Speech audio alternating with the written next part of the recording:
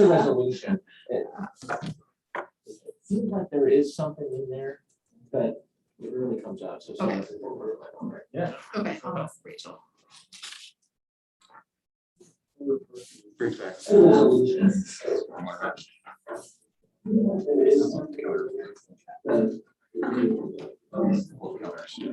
Okay, I'll ask.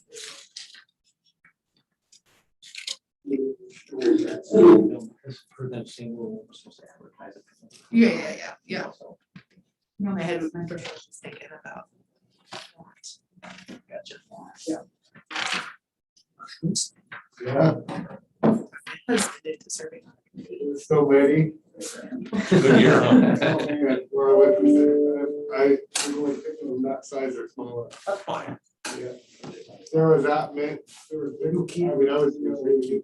Yeah.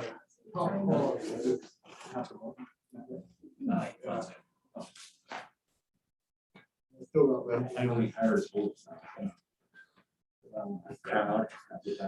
You don't see. So many that I said it, we'll walk through and all that. Just shut off. Those are the advancing. Yeah. We'll go back.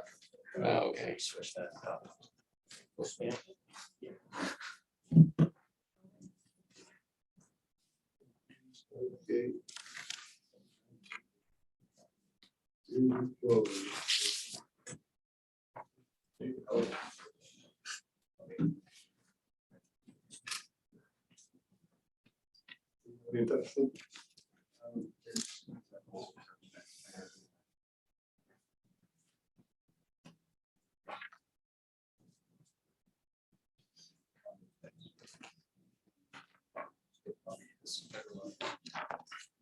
Happy it's gonna be about the 410 train.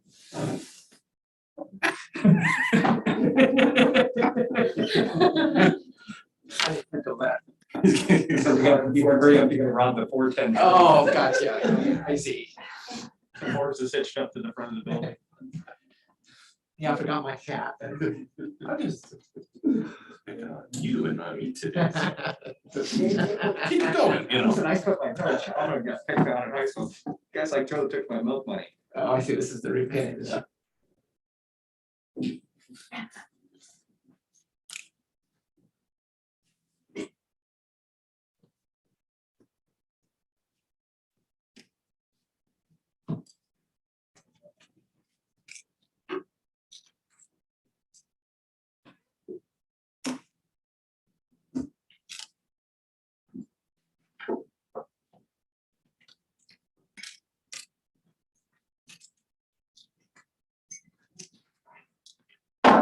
College Council work session to order. It is 1 p.m.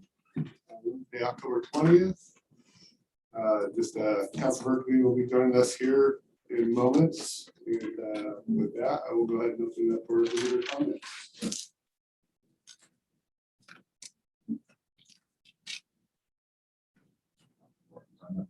Oh yeah, and Council Morton's on Zoom. We see him. Tina Curry. I just wanted to give a quick oversight of what has been going on this past weekend for Spirit of Halloween Town activities. Was a very busy weekend. I'm estimating that we're probably getting between, we're gonna be at 60,000 plus people that have come since the beginning of Halloween Town, which is like exceeded the expectations. The Hot Rod Rally car show was fantastic. That was a great day. People were really excited. It turned out really well. We had support from local car groups and also people from like Washington State came over for it, and people traveled for it. The audience was absolutely fantastic. We got tons of positive feedback. And other than a few little boat issues, it was a great weekend. And the garbage scenario is insane. We are using every can that we have, and supplies are now limited. So we've been using just things that we're purchasing to facilitate garbage right now.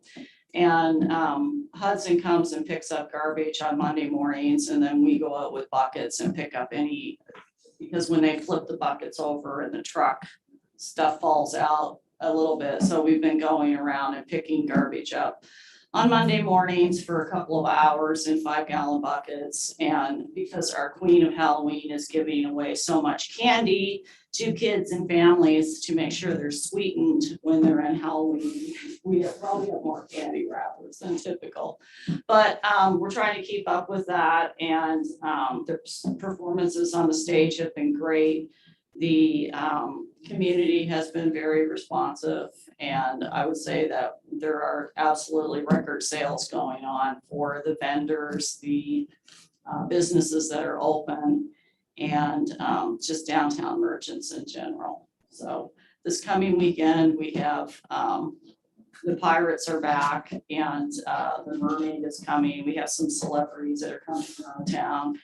And there'll be, some of them are in the plaza for free photos, which people are loving. And we're just continuing on. It's a force. There is a lot of people that are participating in this, in the community, to raise money, and they're all doing a great job. And I believe we're in the black. So we're being able to cover everything that we're spending, plus covering some things that we wanted to, purchase too. So, anyone have any questions? No? Okay. When are the movie stars appearing? This weekend we'll have Dylan and Luke in the plaza, and we'll also have a main character from Twilight. Jackson Rathbone. Okay, Yeah. when is Ashley Green coming? She is not. She had to cancel, so we got her boyfriend from the movie, and he's coming in her place. Yeah.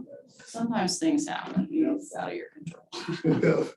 But if anyone has any other questions, and at the end of the month, we of course have the little kids trick or treat costume parade on Saturday, and we also have another Twilight character coming on Sunday, a main character, and the broom guy from the movie Halloween Town, which he's also in 911. He's been in a number of movies. He'll be here on Sunday too. So, and a band. We're having a street party. So it will be a very busy weekend. This weekend's going to be crazy busy, but the weekend after that is just as much. We have maybe 500 tickets that are available for attractions, and then we're completely sold out of that. So people that are coming from out of town that don't have general admission tickets for the attractions will still be able to go see the pirates shooting off cannons, and the mermaid, and the photo ops, and the self-guided walking tours, and there's a lot of dances in the squares. There's witches dancing. For like the haunted house separately. And they can pay for the haunted house. That's the one attraction that they can pay for. Everything else has been completely maxed. Yeah, maxed out. So, any questions? Just message me. Thank you. Thank you. Okay, any other visitor comments? Okay, we'll go on to our first item on our agenda, which is planning semi-annual report. Jacob Reichen, our city planner, and associate city planner, Kenny Dimshow. Associate planner and community development project. Oh, and community Manager. That is Title true. is Yes. owner. Associate planner's fine for just short, yeah. Okay, so this is our semi-annual report. Thank you for having us. And of course, we're supposed to talk about the strategic plan. We're getting towards the end of the 2-year cycle. So we're going to talk about where some of the projects are as we speak.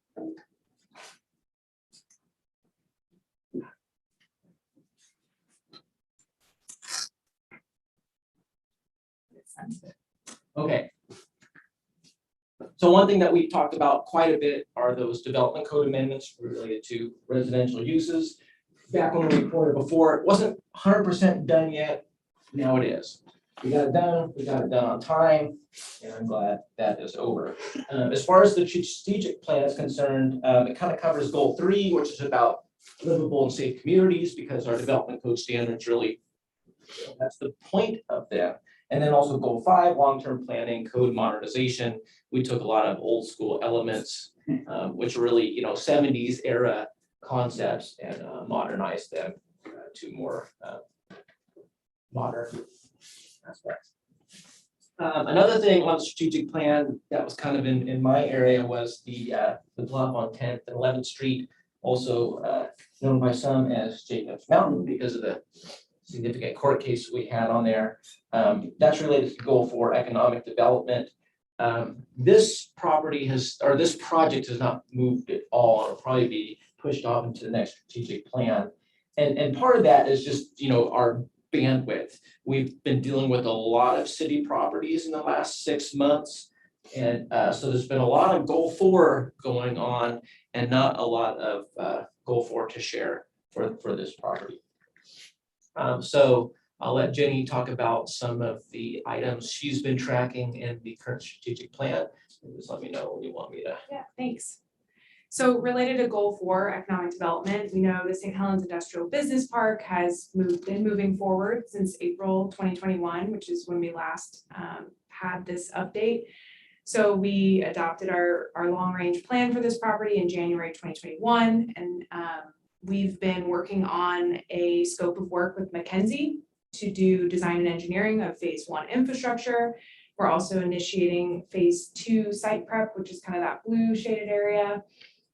So we're still in scope of work negotiation, fee negotiation, but hopefully that scope of work will be before you very soon. I also more recently have been working with Rachel and Colpack on looking at US EDA infrastructure construction funding. That's that federal economic development organization that offers grants for projects like this. And so we're looking at options. Next slide. So obviously you guys all know my involvement in the Riverwalk design, so that's in our strategic plan as well. Since April 2021, we've furthered the 30% design for the entire Riverwalk project, which is the public access along the veneer site. We have had a couple of different technical advisory committee meetings since then. One focused on the recreation hub at the south end near the Frogmore Slough. And then more recently, we had a TAC, Technical Advisory Committee meeting on the Rocky Beach, which is kind of in the middle there. And we're excited that that area is going to be a place where people can actually get down and touch the water.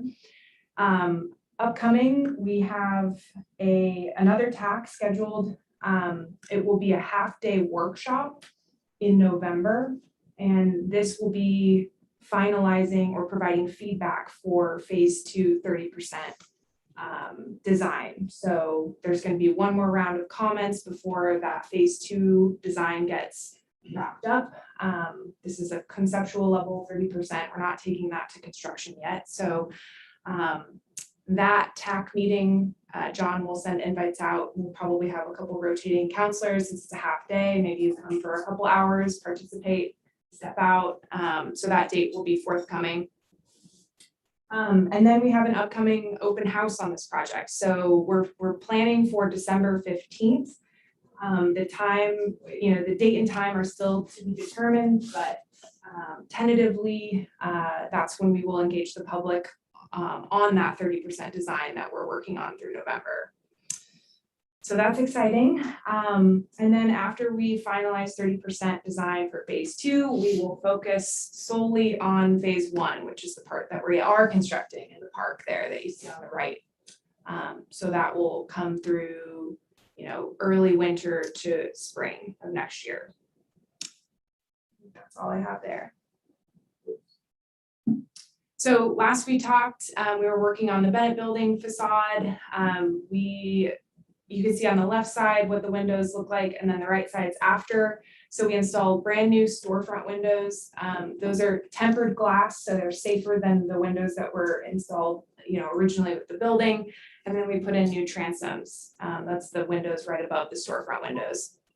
So that's before and after, those are done. We're working on phase 2 of this facade, partially funded with some state historic preservation funds. Phase 2 includes work on the roof. There's birds nesting in there currently, so we're gonna try to fix that, make sure there's not water seeping in. We're also getting bids for a metal cornice, which is rotted currently. It's above the transoms. If you walk by there, you can see how the cornice is pulling away from the building because of wood rot. So we're working on getting bids for those 2 parts. What's amazing about that building back there is that originally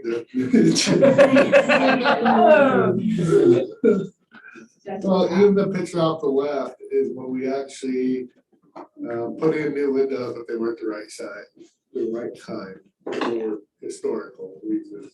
But there used to be plywood in each side of those top windows, and you couldn't even see those windows because the ceiling tiles were below that level. Yeah. So a lot of work has been done to that building. Yeah. I just wanted to state that it even looked worse than that. Yeah, if you went back a little further, it was Yes, even worse. yes, Yeah, yeah. there was like an old HVAC unit too hanging on one side and Oh, yeah, the left side of it. yeah, yeah. So on the strategic plan, we're working on wrapping this project up. It's the food bank relocation onto Columbia Boulevard. Right now, we're working on a budget amendment. So the food bank is covering overages that have occurred throughout the project. They got $1.5 million, but it wasn't enough through COVID increases in costs and also just change orders as we've dug into the building and discovered things that we didn't expect to discover. And also the food bank elected to do a brand new entire roof that wasn't in the original construction drawings. But once they started doing some work, they discovered it was in poorer shape than they thought. We're also doing a contract extension. So tonight you'll see an amendment with J.H. Kelly, who's the construction firm doing this project, to extend the contract to June 2022, which will give us enough time. They are still anticipating to be done by January, but we just want to make sure we have enough time to close out the project. And most of this was COVID related delays.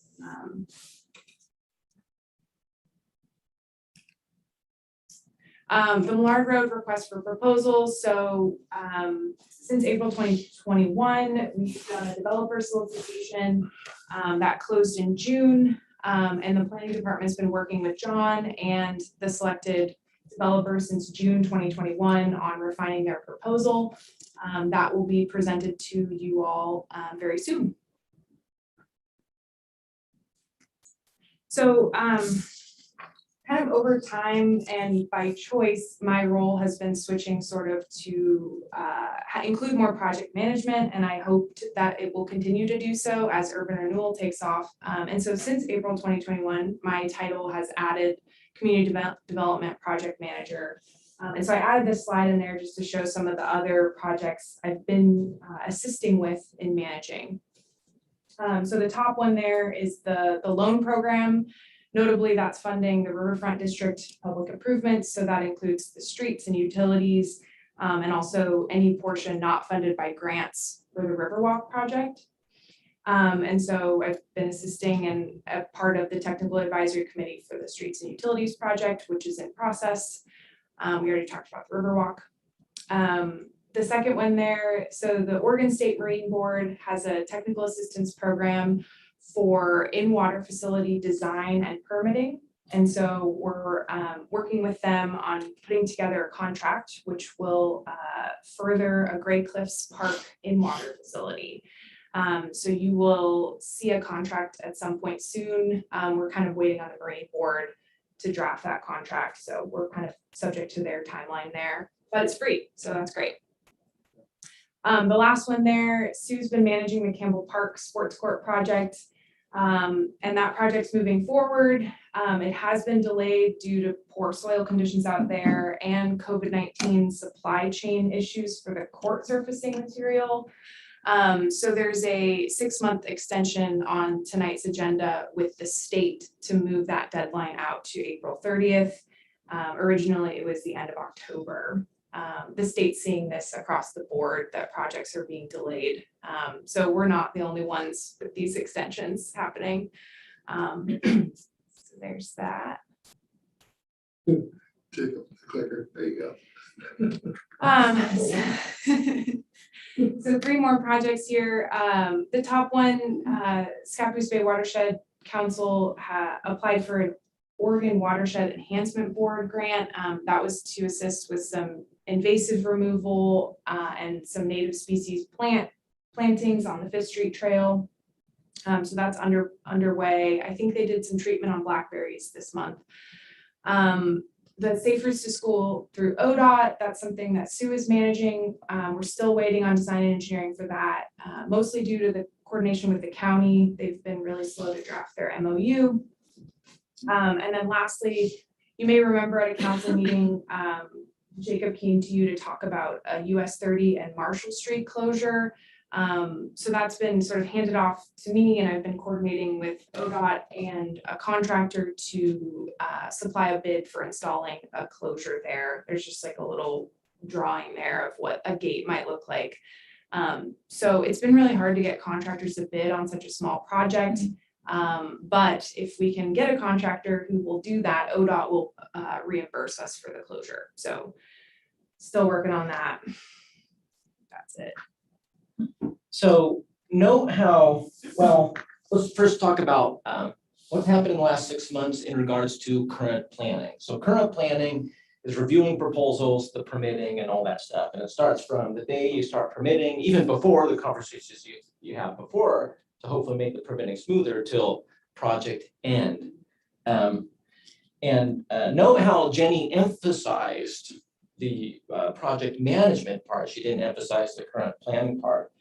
And partly that's just where her interests are, but also sometimes current planning can feel like this. So the significance of this slide. We have some, and this will make sense. So some landmark things happened in the last 6 months. Jenny's title change. Also for me, I hit my 20th year as a professional planner. This is what happened in the summer. And one of the things, I guess now that I'm, You had a full head of hair with all that. I did have a full head of hair. A lot of it burned off. See this? So this has given me an opportunity to reflect, on my career, and including the mountains that have needed to be climbed. One of those mountains was 2014. That was the tallest mountain I have had to climb. And when we talk about climbing mountains, that's the level of stress and, wow, this isn't very fun. 2014, unquestionably the toughest year of my career. I hope it's never topped. But another mountain to climb was in the last 3 years. And there's a lot of contributing factors to that, but one of the more significant ones was the awakening of the sleeping giants. Around 17 or so, the economy started going.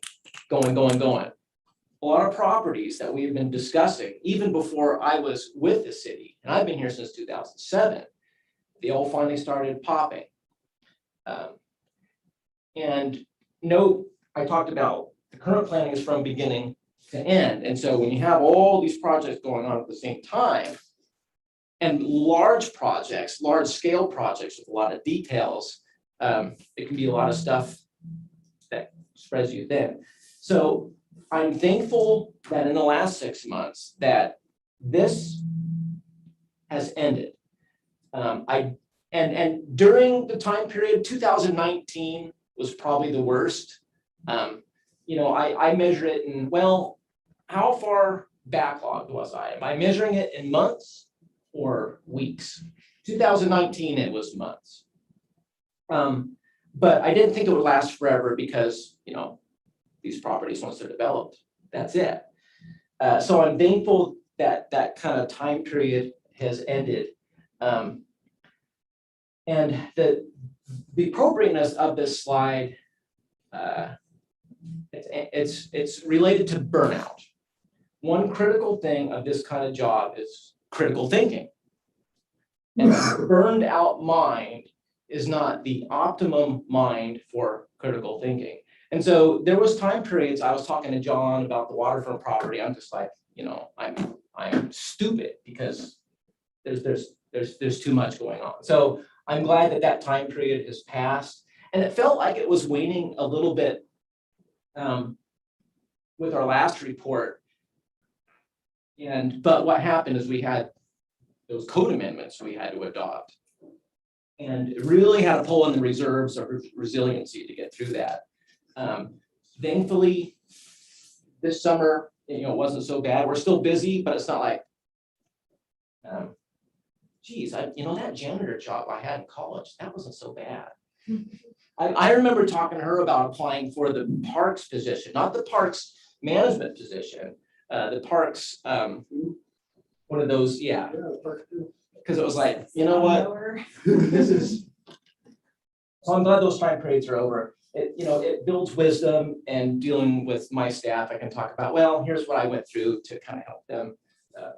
If we ever have staff that are experiencing the same thing. So this is good, this is positive.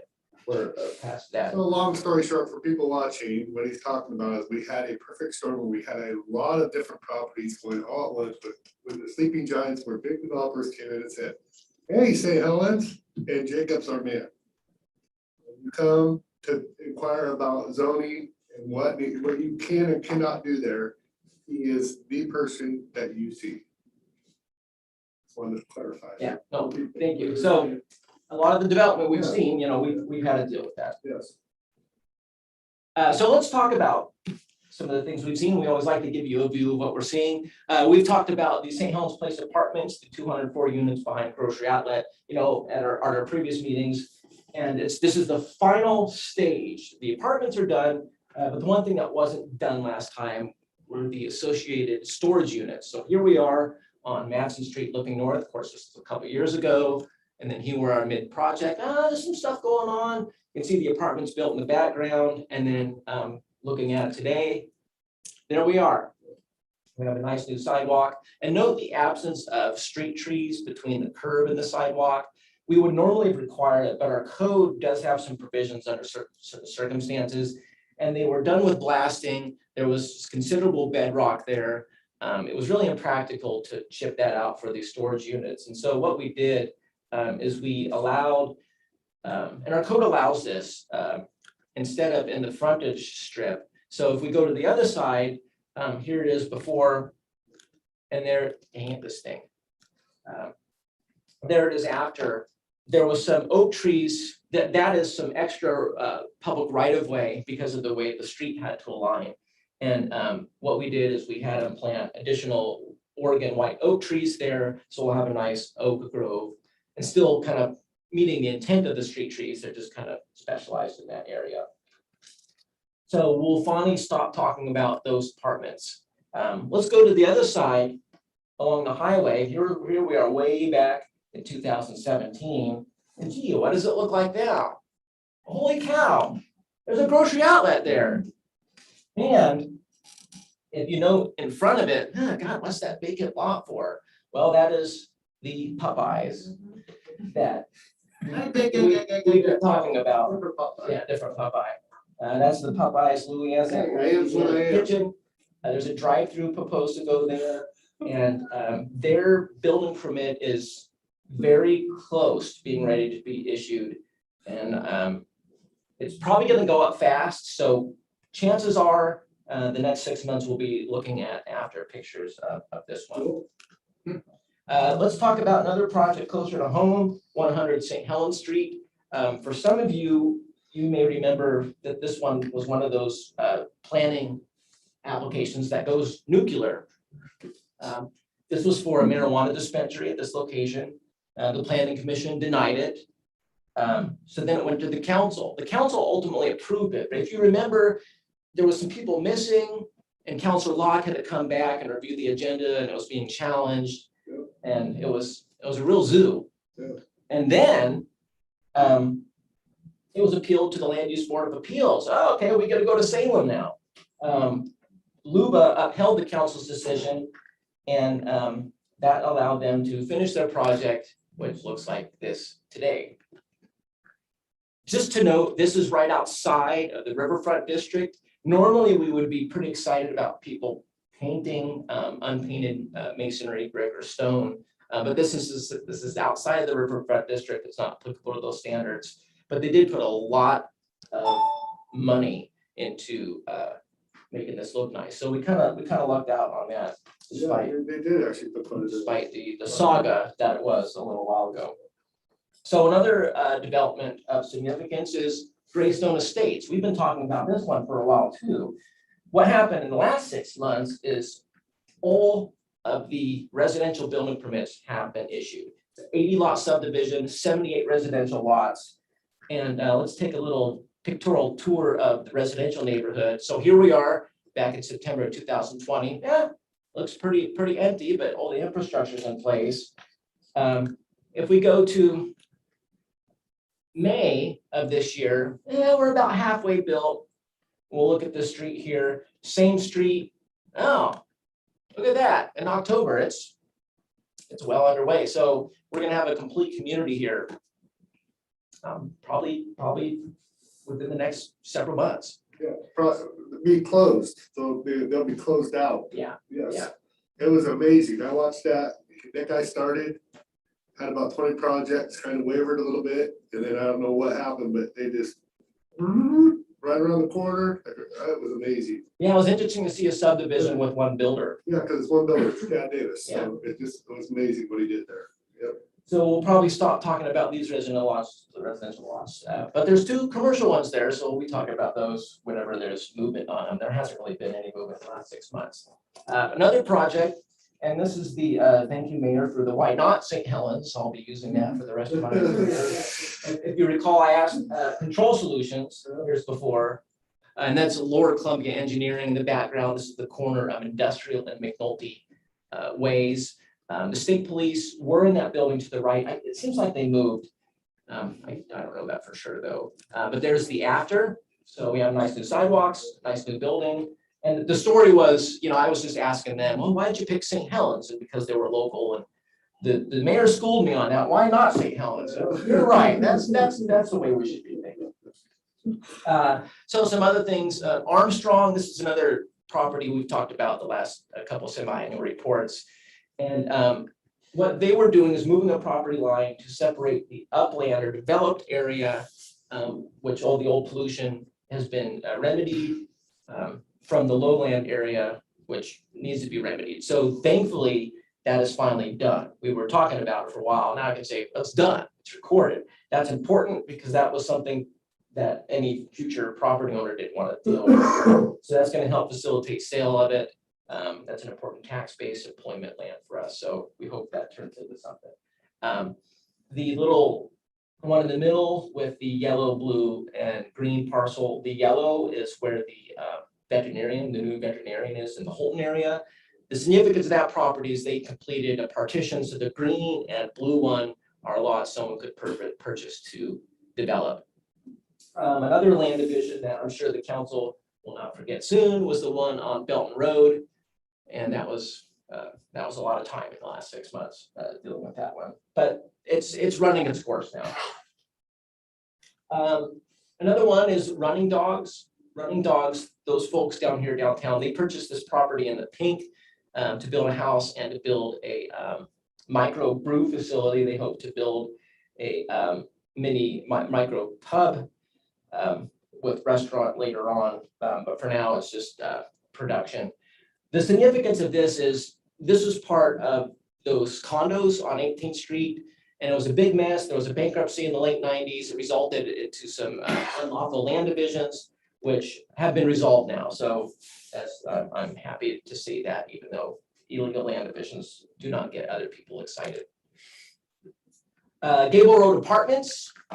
This is a very significant development in our community, 239 apartment units. And the permits were finally issued for this. We had some unusual involvement, at least the planning department did, because I served as the responsible entity on this. This is HUD funding, HUD funded, and there's a lot of bureaucracy associated with that. And one of those elements is having this third party called a responsible entity who reviews all this stuff and says, yep, I reviewed it. I know some of this stuff looks good to me. And it wasn't too bad. I mean, one document was 792 pages, another one was 387. So it was like, God, what did you get me into? And there was some notices and stuff. I didn't have to ask them to revise too much. But the developers were very thankful for us taking on that role. In fact, I was surprised you were there, Mayor and John, at the groundbreaking ceremony. I'm surprised at how much they said positive things about the city. And About you. yeah. Yes, about Jacob. He did a lot of work on this project. So, and we've been really, It would not have happened without his involvement. Me and John didn't know what significant involvement he had in that, and we were pretty proud. It was a pretty proud moment to know that, hear that. So yeah, and I appreciate that. We don't have any housing programs here, and it's probably impractical to have that. But the one thing that we can do is when we have a project like this is help. And I think they see that, and that helps build those positive relationships and all that stuff that we talk about. Thanks, Jacob. Yeah, so sometimes it works. And John and the mayor were there, so they know I'm not lying about it. Whatever. The high school, they got their land use permitting and their renovations are underway. We'll be talking about this one for probably several more semi-annual reports as that one runs along. I mentioned dealing with smaller city properties. Jenny mentioned some of the larger ones, and a lot of these were these surplus properties, like the one on 12th Street, the ones on 10th Street, and even Civic Pride Park, which that didn't go anywhere. But these took up, a pretty good amount of time answering questions when they were on the market to people. And, as city-owned properties, we want to provide information because we don't want to look like the city's incompetent. You're selling this, but you don't know anything about your property. So, we want to make sure people have the right stuff. And of course, we've had some sales because of it. So that's fantastic. Another project underway. This is the Mark Comfort RV Park. There we are in May. This is behind Les Schwab along Kavanaugh Avenue. And it's actually some movement there. So that's good to see. Another one where so this is a 4-lot subdivision on the north side of town along US 30. The Planning Commission approved this 4-lot subdivision. And we anticipate, we don't have any applications yet, but there's been a lot of communications from some other fast food drive-thrus who are interested in this area. So we'll definitely be talking about this one as time progresses. We also deal with county applications when they are within our urban growth boundary. And this is one that came up this year. We've actually been talking with these folks for off and on for several years, and they finally got their application to the county. And so this one was unusual in that you have this significant sized property, and half of it is not even in an urban growth boundary. That part that I have there shaded is not in our urban growth boundary. And there's 5 existing houses on it. So they just wanted to slice it up to get one house per lot. And the one thing I wanted to highlight on this is, we have to think comprehensive about this stuff. And one thing we were thinking about was, okay, well, we know there's septic issues in this area. This is a very critical area to try to get our sanitary sewer to. And I wish I had an arrow. I'll just point, sorry, Doug, that you might not be able to see this, but if you see on the right of the subdivision, you can see that Taylor Street. Taylor Street is here. We've been talking about extending. Yeah. I didn't even need to complete it because the mayor's aware of it. So kind of that, well, geez, we could get a sewer line there.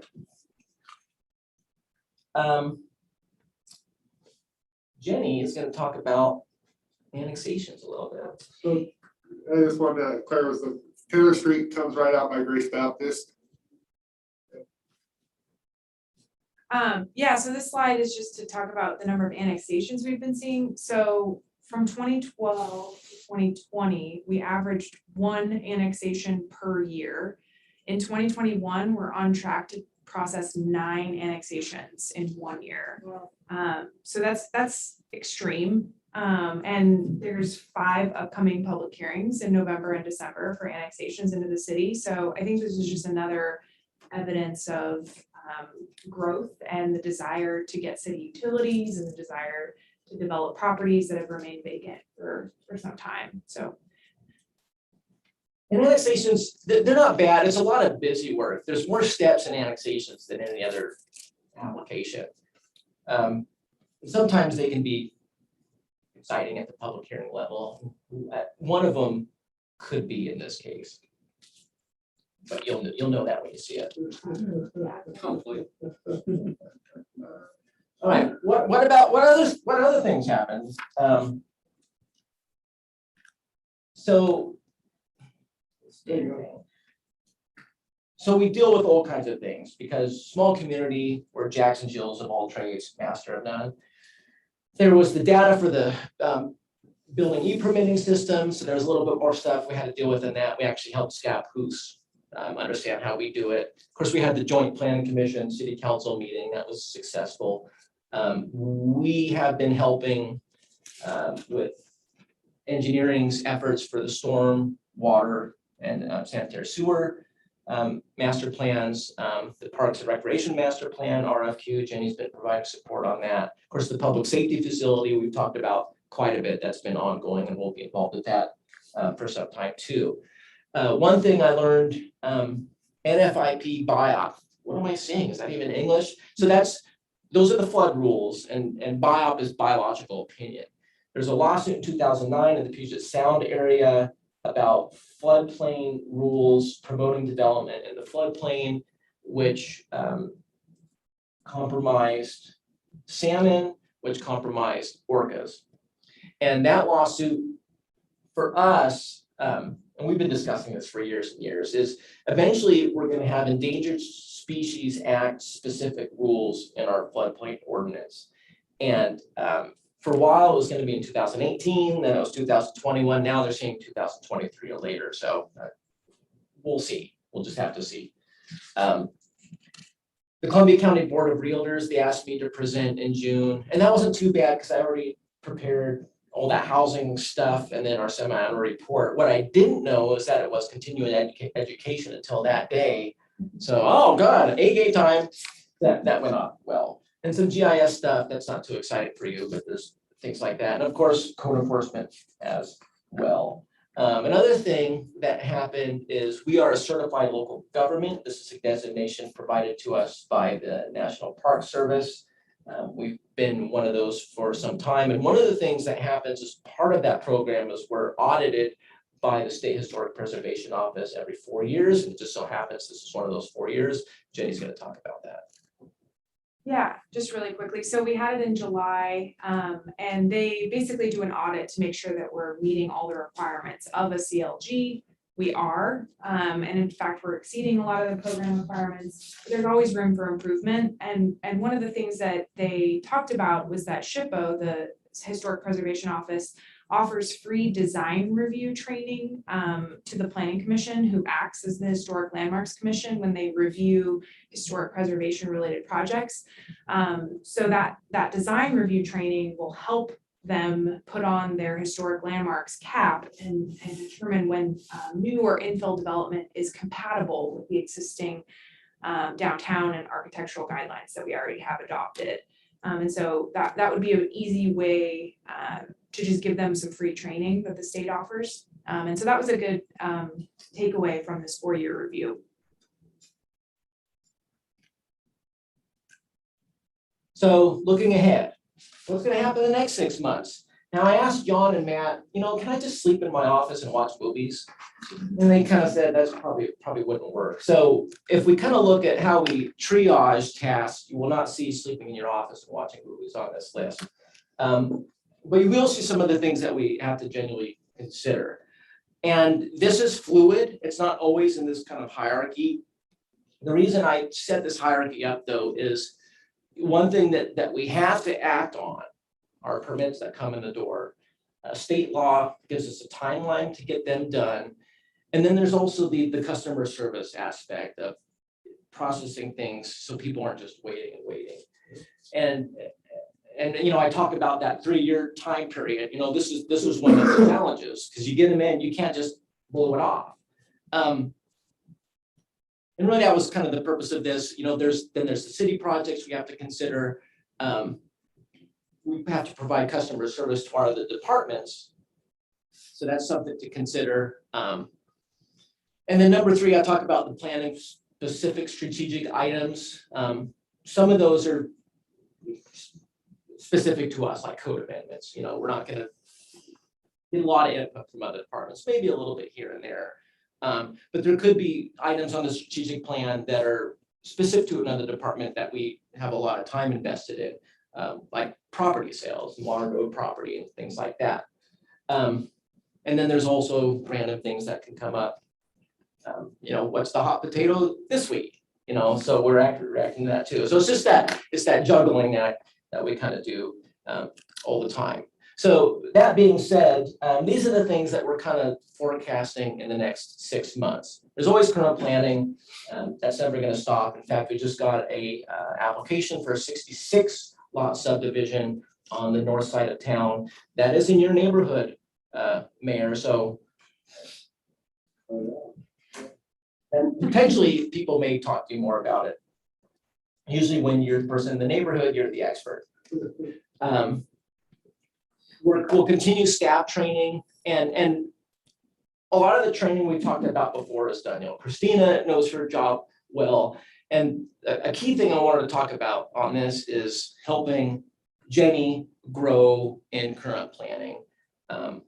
Even though it's not the thing that she wants to focus on in her career, the more she can help me, the more balance we have. And she has been a huge help on the current planning front. The beekeeping rules, we talked about those in August. Those are actually moving pretty well behind the scenes. Hoping to get to those to you soon. Something very important to me to get done are the housing needs analysis tasks. In 2019, we adopted that. We talked about cottage clusters and things like that. So it's really phase 2 of our residential code. And what I'm hoping is to deal with all the other residential stuff. Our residential code will be modernized, and we can finally focus on other things. And I hope to have a big jump on that task in the next 6 months. A lot of times we're able to focus on code amendments in the holiday season, which is a little quieter, because it takes some time to think about it and write it and all that stuff. We have a new strategic plan coming up, so there'll certainly be efforts in that. We talked about the subdivision. The water master plan is underway, so we'll be continuing to provide input on that as needed. The Parks and Recreation Master Plan is something that will probably gain traction in the next 6 months. And though it's not our project, we want to make sure we're helping with that. And we'll have a planning commission vacancy based on what happens tonight, so we'll have to deal with that stuff too. Now beyond 6 months, so for years and years, I've always had kind of a bucket list, and it used to just be a piece of notebook paper in my desk drawer. Of course, then we became not just a one-person department. And if you recall, before we had the strategic plan, we kind of had our medium, low priority thing. And strategic plan kind of took that over. But I wanted a method to kind of track the bucket list stuff. And I figured, well, you know what? The strategic plan is a good place. It forces us to look at it every 6 months and kind of update it. And, we're not hiding anything. If everybody wants to read this stuff, that's great. So this is kind of the bucket list. Some of these things we've been talking about for years. And part of this, having been employed through the Great Recession, that was a good time to really go through the bucket list. And, it's having those lists for when those opportunities come up. One thing I do want to mention, I talked about getting this residential stuff. We really need to be looking at updating our economic opportunities analysis sometime in the next couple years. That is our planning document that talks about our balance of industrial and commercial lands or employment lands, especially since we control so much of the industrial land. The one we have is from 2008. It's really dated, and we really need a refresh one. So when I talk about getting this residential stuff and moving on, that's one of the things. At one point in time, out there, but the board was supposed to be getting an inventory of all that stuff. Yeah. What we had and what we had. So it might be a helpful start to, because it still falls within our scope, even their steps. Yeah, that may feed into that effort. So check with Sean out there, make a phone call. The one thing I want to mention on here was, so the typical planner per capita is 1 per 5,000. And, we're roughly 15,000 now. And, you're going to have discussion about other staffing. It's probably impractical to hire a third planner in the near future. Engineering is talking about having another GIS person. That's in their master planning, or the utility master planning documents. And that kind of thing is going to help us. Not all planners are GIS technicians. It just, in this case, we are, because we're a small town. We know some stuff about GIS. In fact, that was an important part of my early career of getting jobs, was knowing that stuff. And then having Rachel, that helps with certain things. So I think a lot of these other departments growing will help us. But the one thing that could be the tipping point is when urban renewal picks up. When urban renewal picks up, that's going to start pulling Jenny's time. And if the economy is still good, we're still growing, that's going to be like, well, we need to talk about staffing. Now, there's only so much budget, and money doesn't grow on trees here like it does in Rainier with their tax base. And so what I'm hoping is that will be the saving grace for us will be urban renewal funds, because some of those funds can be used for administration.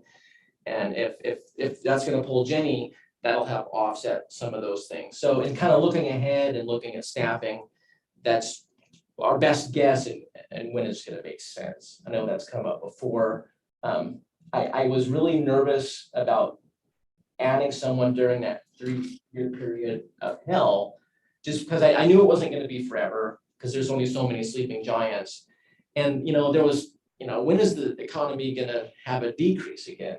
I didn't want to hire someone just to, sorry, budget's bad, you got to go.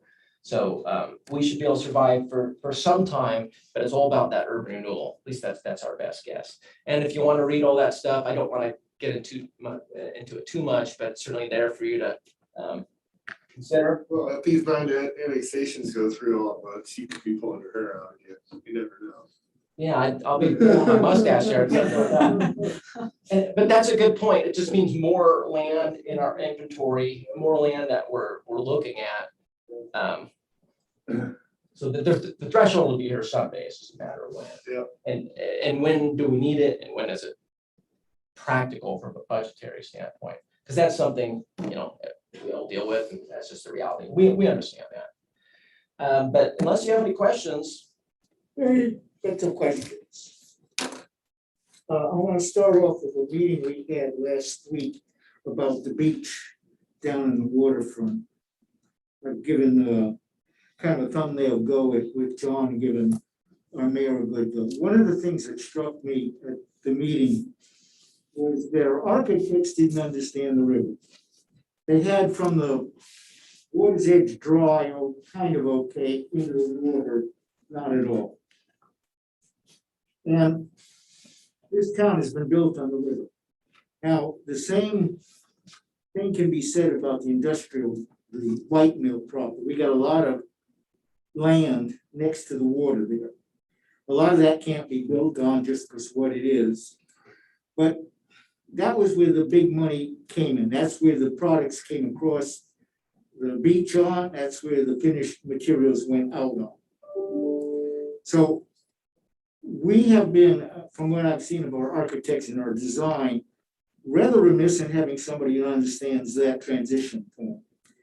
Now, the question is, what is the main theme of our mill property? At some time, the mill is gonna die, which means we're not gonna be selling them water. And that water, which is the dilution for a sewer plant, all goes away. So sooner or later, we're gonna have to take care of how do we operate a sewer plant without a large amount of water? How are we going to, and right now we've got, as you know, a toxic waste basically under the water along that whole line. What is the theme of that industrial plant? What kind of business do we want there? A bunch of little businesses don't cut it. Typically, an industrial plant has kind of a big business or big theme and satellites that help it, all in the same circle. Now, I have not seen a good design for anything like that in the industrial. I have not seen a good understanding about the value of the water, mainly the Columbia River, to the properties that we own, both the veneer plant as well as the industrial plant. That's a 20-year type picture. What are we having for taking care of that waterfront, that transition and the grounds, mainly to make money, not to house people, mainly to make money? Do we have a 20-year plan for that? Well, we don't have, to my knowledge, a plan that says this is the industry that we're specifically targeting. We do have plans to help extend utilities, consider parcelization of the property to facilitate those businesses. But as you know, who we want to recruit, unless John knows something I don't know, I don't believe that discussion has occurred. With partialization right now for some industries, it totally kills those type industries coming here. We do have a railhead there, we do have water. One time, heavy materials were coming in by rail and water and going out the same way. As was what is it we call now the waterfront. We can build apartments any place, but you can't put docks for handling it. Now, we noticed just recently, there's a big problem with getting goods into the US because of the backup down in LA and Long Beach and places like that. And they're actually moving stuff to Portland. And we know across the river, they're gonna try to make that a deep water port. Now, we got any plans to provide the auxiliaries, the tugboat, the fueling and so on for what's gonna happen across the river? Again, it's a 20-year plan and looking beyond it. We're doing anything in that area. And beyond the parcelization plan, no. At least not that I'm aware of. Because, see, the personalization plan, we have to know, are these pieces of parcel going to be making products which you're going to have to put on a truck and take in and out? Are they going to be handling data? Because that now affects the roadway and the railroads. And let's say we start building windmill blades here. They go out by barge or by boat. Yeah, and that plan is a guide. I think if let's say we had a windmill manufacturer.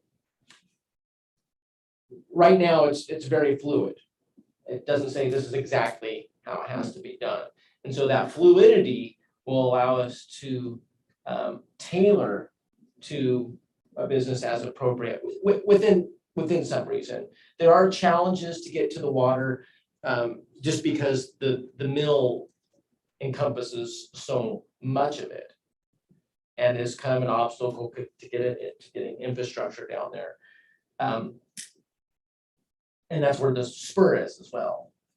But we do have, as part of that plan, ensuring that the spur is not blocked off and that there is a way to get around the mill despite the challenges. So it's not ignored. I think it may not be as emphasized as you would personally like it. Well, the mill to me in 20 years is bait for a bulldozer. We're going to use the ground for something. I don't think that building is worth trying to extend its life another 20 years. when that paper making equipment goes out of there, the building is totally obsolete. And currently, you know, the plan does not contemplate the elimination or the departure of the mill. If that were to happen, we would have a new clean slate. It would probably work on some more refinement of that area, given the mill's departure. So we don't have a contingency plan if that mill goes away, because a particular company runs things into the ground and leaves. Yeah, there is not a contingency plan. So I got Council Berkeley wants to make a comment. Go ahead. Oh, no, I just was just thinking about what Counselor Topaz is saying. Is my understanding that is something that council We'll be more topic. would be discussing these things. The role of the planning department is helping us to implement our direction. So I agree with the need for the visioning of this, Counselor Topaz. I think that's something that's more directed to Absolutely. discussion and leadership and That's what I was thinking. and perhaps the planning commission. I know at the last planning commission meeting, and I was gonna talk about that tonight, is that they want to be interested, perhaps have a role in some of that divisioning, but I don't see that as our. No, not to muddy up the waters of this presentation, which was phenomenally good, by the way. I want to also compliment Jenny, how much she's grown, because you don't get enough, Jacob's always presenting to us, but the last 4.5 years, how far you have come is wow, amazing, and just wanted to thank you. And I'm encouraged by you being part of our urban renewal, because you understand it very thoroughly. And we need that here, and we'll be getting updates on that here soon, but we are real close to that even going off, you know, like we're getting ready to pull the trigger. It feels like we're getting ready to pull the trigger on the waterfront, the urban renewal, which is vast, which is part of the waterfront, but it's also so much more. It is gonna be, could be very crazy here in a short amount of time. It could be. Yeah, we're on the eve of some very Yes. exciting things. Yes. Thank you. Mr. Mayor, I'm gonna discuss Jenny for a minute. I have discussed with John of increasing the budget when we could send her away for more schooling as her load goes up and the technology that she's gonna have to handle. Do we have a budget for further education of our staff? Well, what I've noticed about Jenny is she seems to pick up from all the presentations and has been self-educating herself. Really gotten a lot of, and Jacob can testify to that, because planning is so complex. And he's a good teacher and has taught her a lot, but she really wants to move in a different direction. Right, but that's why external school would be a big help to speed her up. She's got the IQ to get to it. It's just making it as easy as We possible. always encourage education, so you know that's always an option, Jenny. Do we have a budget for it? We always encourage it. A little, The yeah. department has a professional development. It does, okay. Yeah, So we can send her away to school to get fetched up if at necessary. these conferences and Jenny, stuff. No, I'm talking about school, like a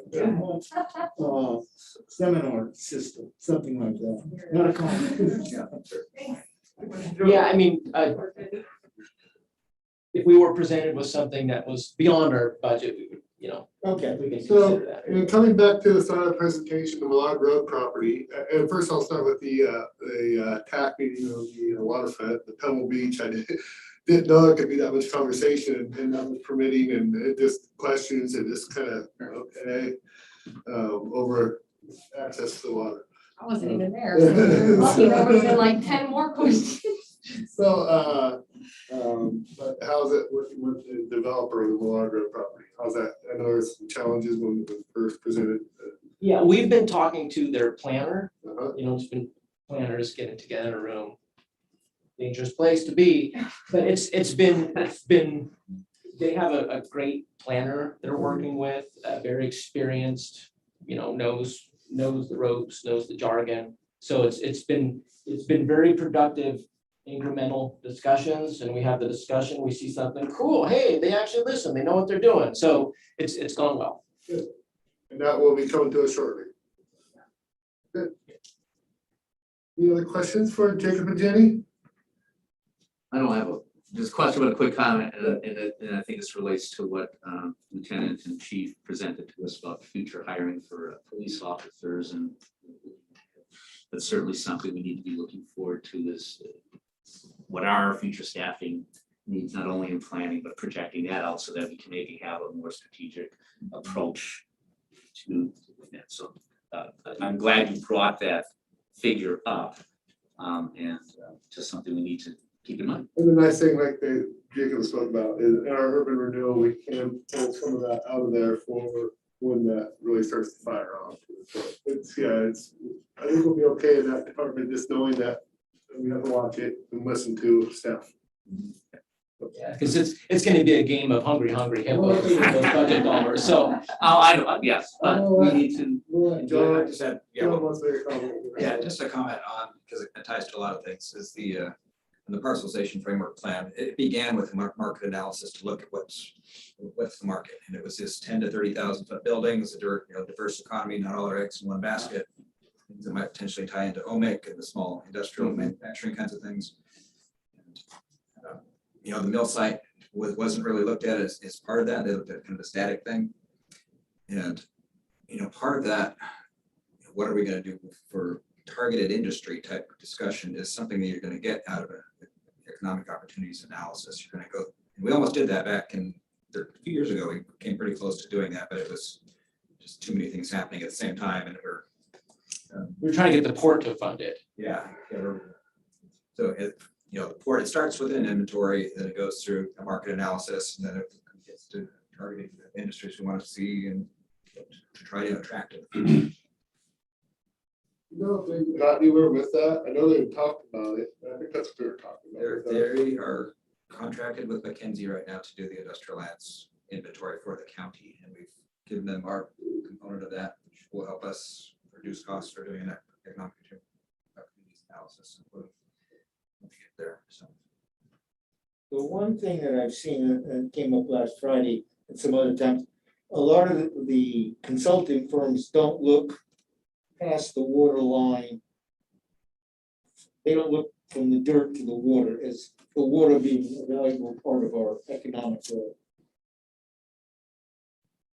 Yes, I will agree with that. We need to make sure that we also understand that we have the water piece of That's right. of all the waterfront. I'll agree with you on that. We can buy 2 highways, US 30, the Columbia River. That's right. Correct. That is And we've great. forgotten the one. Councilor Berkeley? Did No, you- I'll just thumbs up to our plan. Yeah, and again, it was really cool when we went out for this presentation for the 229 apartment complex. Me and John were like, well, they start talking and he was like, man, this guy's just a rock star. This guy, he was, and we were like, didn't know that he was this involved. Said it was a proud moment, The so, problem is Nina is such a wonderful person, you can't say no. yeah. She's persuasive. You read it, it's a mixed community, it's really, low income and, No housing, Yeah. it was a great Yeah. program Yeah. for our county. yeah, so. Thanks. In 6 months. Thank you. Well, we'll see. Yeah. Sending her off to school.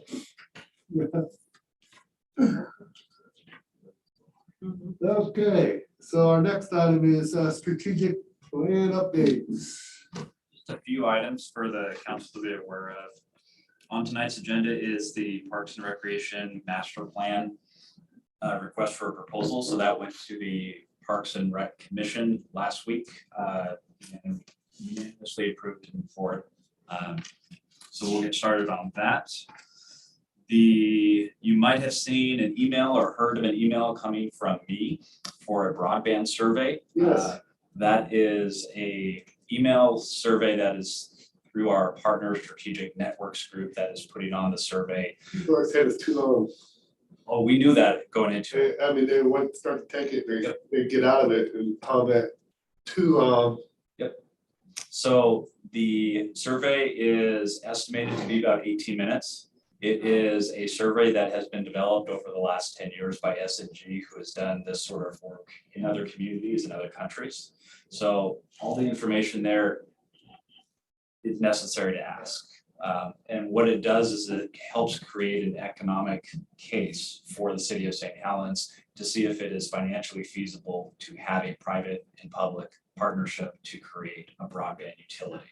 So the basic idea is that they bring in the private money, we help set up the infrastructure, the planning, the operation, and then in 5, 7, 10 years, the city has the option to do a revenue bond from the revenue of the broadband utility to buy them out, and we take full control of the utility, and it's an asset for the community for the future.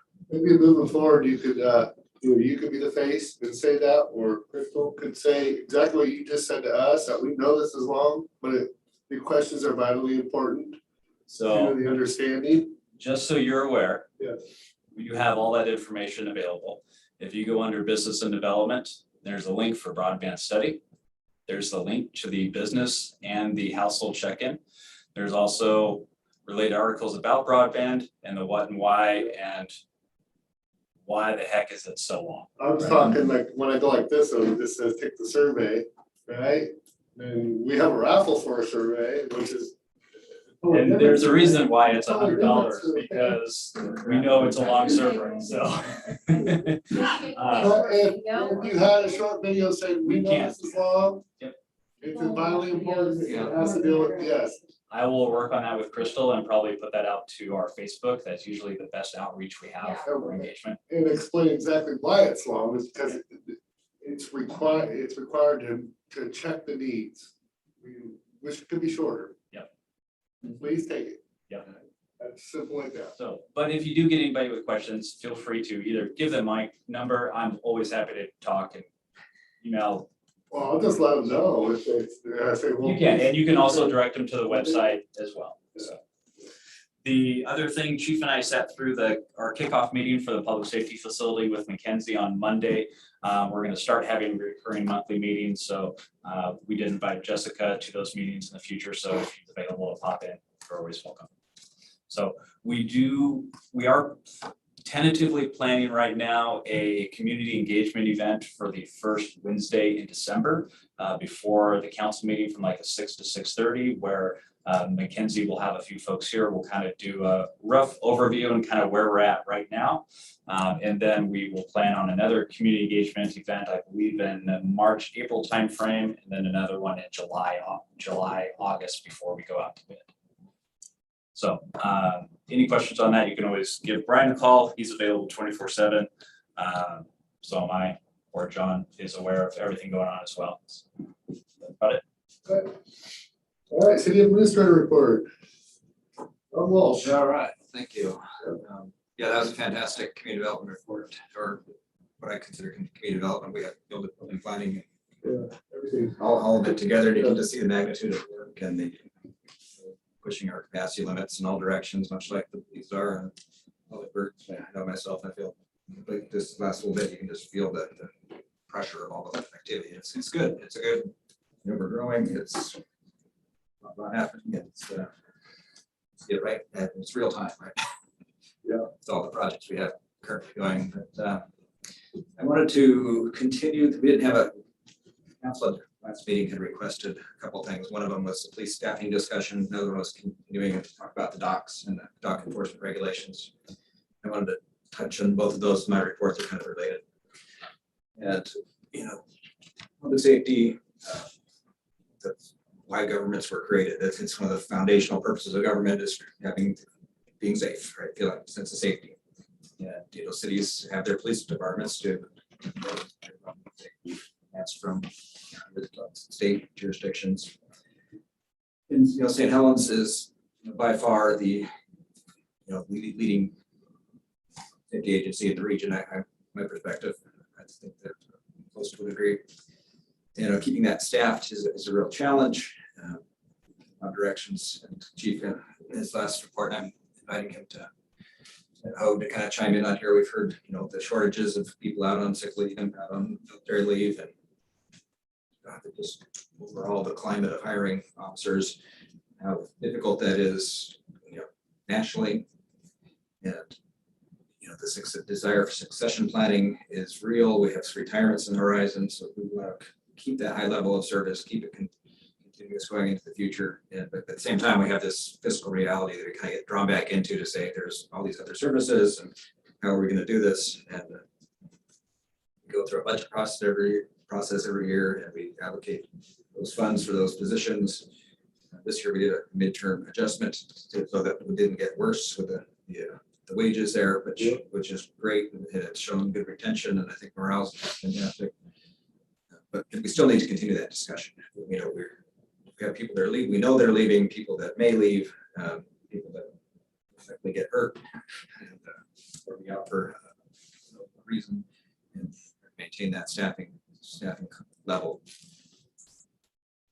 So Lieutenant Hogue had floated the idea of having a hiring list, which I think I'm not sure the perishability of a hiring list. It concerns me on that, frankly, because I think it's in the old days that's what we did. You get a police and fire would get these lists, and you're come to have a test, and there'd be all these hundreds of people signing up, and you get yourself a list, and you have something to go back to and shop from. And you know, now pretty much the roles almost reversed. You know, people, you know, if they're qualified officers, they're going to go pretty much wherever they want to work. And,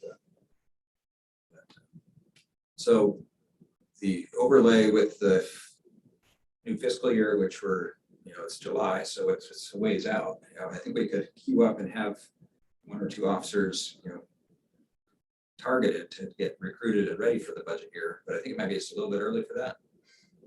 We tabletopped an exercise about, you know, shifting schedules around, and you know, really came to the conclusion that maybe that wasn't the best. You know, maintaining that 24-hour coverage is really an important value to this community.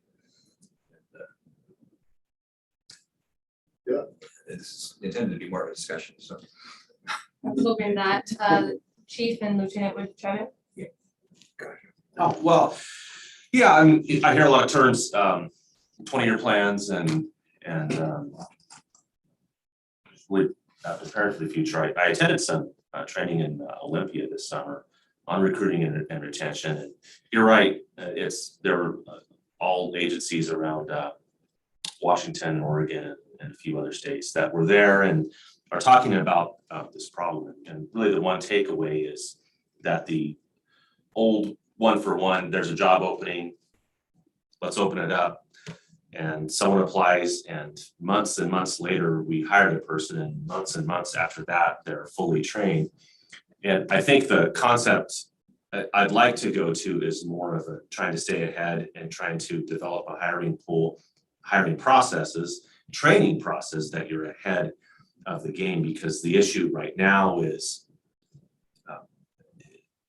we don't really have any buffer when we do lose somebody to just the facts of life, right? Maternity leave, an injury, we have a few out on surgeries, you know, right now. So I think when you have a couple of hundred applications for one position, you can kind of sit back and, you know, wait for the 3-run homer.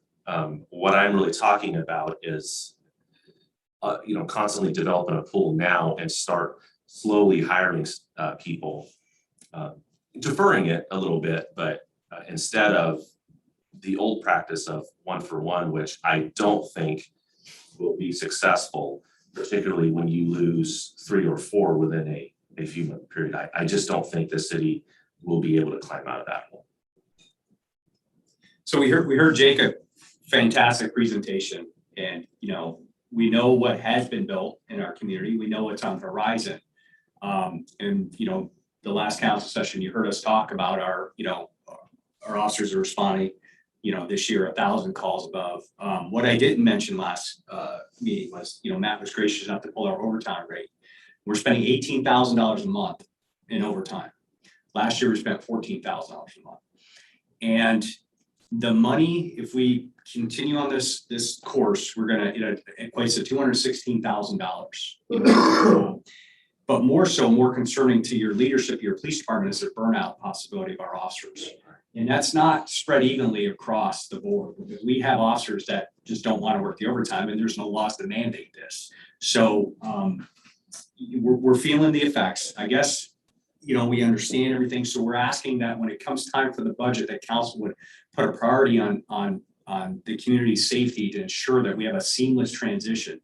And to Lieutenant Ho's point, we're not in a business of 1-for-1. We can't do that. We will fail. We have already started reducing services to our community. No more SROs. We're in discussions to see to continue, our goal is to continue the level of service that our residents come to expect and deserve. And we don't want to come to the point where we have what these other municipalities are experiencing, and that's long 911 response times. When a St. Helens residents calls 911, they deserve an immediate response. And if we don't put this on the forefront come July, we will reach that threshold where there will be a wait because we just don't have the resources to respond. So we appreciate the fact that council is open and John, that you're open to discuss this.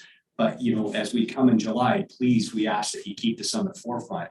The officers are committed, and I say this time and time, every night, they amaze me at what they're able to do to keep our community safe. But we just got to ensure that we're keeping them safe, both mentally, physically, and motivating. So they need the light at the end of the tunnel, so to speak. We just seen what happened in Washington State yesterday. All those state police got fired. 127? Yes, because of the vaccine. That is going to impact them. I just seen today that Seattle, not that we're comparable, are changing the schedule of Seattle police anticipating the exodus. So to Jacob's point, it's almost the perfect storm where we have this anti-police sentiment across the nation, although we feel it's the pendulum swinging the other way where agencies and cities are starting to refund. They realize, call me crazy, but you could have seen this one coming. Hey, when you take away the police, the crime's going to go up. And then mixed with the pandemic and everything. But I don't want to pontificate. We just, wanted to say that we appreciate, council, discussing this. And, we just like to have not a commitment because we don't know what's going to happen come July, but just to put your police department and staffing it on the forefront of the budget.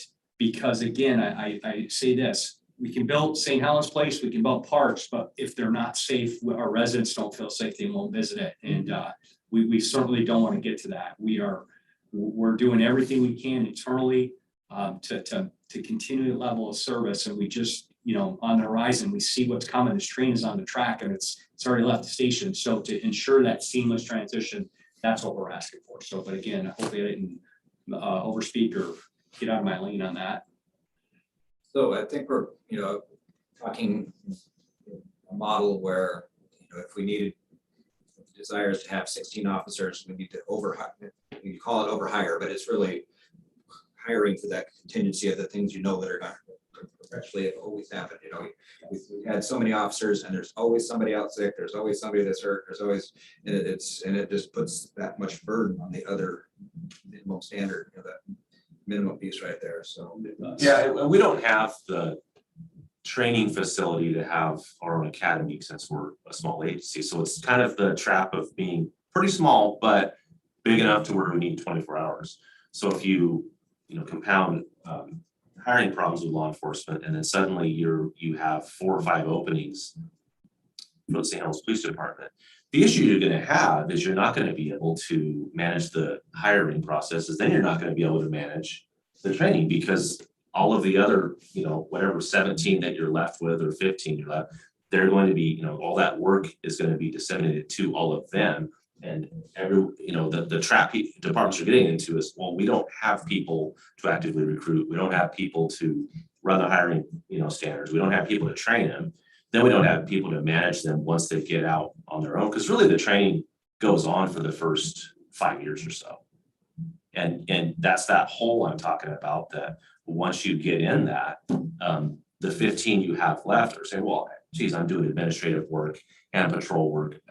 I'm going to go up Cornelius Pass and there's a place where I don't have to do that. And that's what I want to avoid. What I heard you say is start budgeting into next fiscal. Well, they're year. thinking about it for sure for the next fiscal year, but the demand is now, the calls are higher than they've ever been. Officers have a little right here where there's quite a few people out, so ideally, yes, if this was one of those situations where we thought about or had the capacity to do this, is to get those extra officers on board, it would fill in and notice the disruption of service. So. When is a good time to start this list? Now, Yeah, really now, Any because direction for that? I think if you actively start recruiting now, you can recruit for immediate openings if there are some, but you could also expand that to other groups to where you can get people that are interested 2 or 3 years from now. You know, a lot of what they talked about in that training was you really got to get, you know, some people, even in your high schools, to start doing that. The immediate thing is they're not going to start next week. And I know John and I have talked about that too, but who are you trying to attract and what's your vision? But the issue I have is that if we just kind of sit back and wait, I think we need to be more aggressive and really expand the ways in which we recruit, the areas in which we recruit. But yes, ideally you'd start now thinking both short term and thinking long term. Yeah, we know that other cities are very aggressively, both attest to that, I'm sure. Well, I imagine the states, Coming after try to recruit you, so. imagine at least Washington State, but I'm sure Oregon State's losing a few, but Washington State, I'm gonna be looking to fill at least 100 of those 127. Yeah. And for instance, City of Hillsborough is continuously open for lateral officers because they don't want to wait with an ending date of a hiring process that's in July. If a lateral applies, they know that ideally that lateral, if it's a good one, has 3 or 4 agencies that are trying to get it. And you have to really just be so competitive to beat the other agencies in that process. But again, you didn't have to do that 6 or 7 years ago. And you certainly didn't have to do it 20 years ago. You could sit back and wait. And if you had 10 qualified people, you just took the very best one of the 10, of course. Now you have to take it. And other cities are able to do that.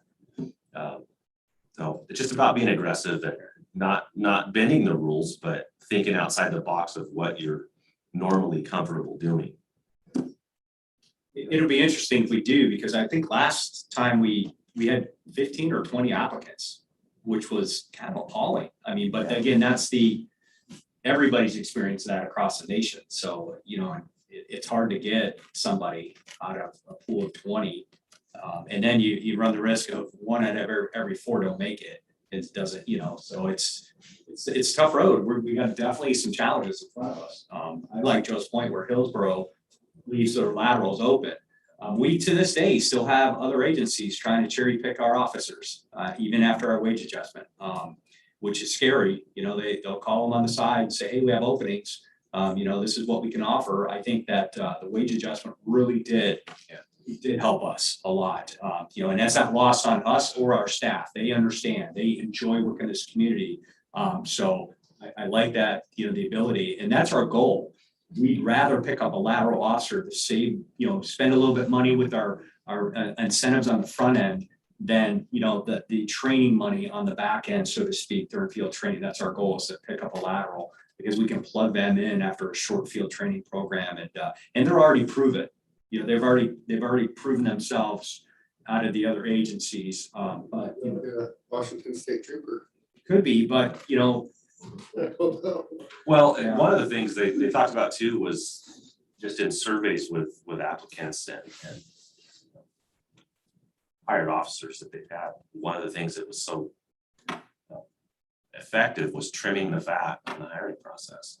And that, you know, be careful with that because we're not settling and we still have high standards. But, you know, again, the old way, when you had several hundred, you could just have the hiring process go as long as you want because there was always somebody else willing to go. But little things like trimming the fat, being aggressive, really getting out there and advertising that we're looking at that. We are a progressive city that's building a new station. I don't know that the rest of the state knows that, and the rest of the potential police applicants in the state really know that. So we really, I think, should be aggressive in saying, like you say, Mayor, why not? Well, here's some reasons for sure. We're coming up, we're getting a new station. You know, we need some qualified people. So I think we have a lot going for us that is really attractive, but we're really not aggressive about it.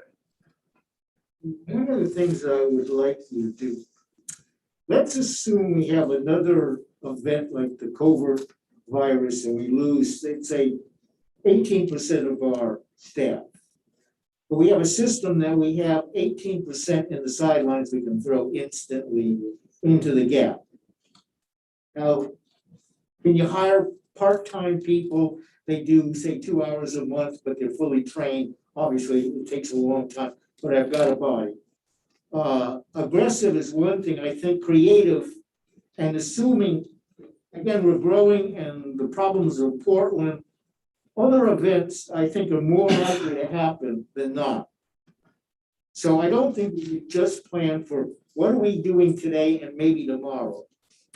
So next month and next year, I think, is really where we will be planning, which means more people. And the other thing is we're seeing as the criminal element becomes a little more smart, our police force ought to be upgrading itself to handle a new group. Sooner or later, people are gonna have to do the cyber prevention here, which is another group of people. So I think we ought to think about how should we have a police force that can handle, we'll say, a step jump in the problem, whatever the problem is, which means more bodies, maybe temporary work, some creative way, but there's no way we're gonna get away from less. That's done. Council Berkeley.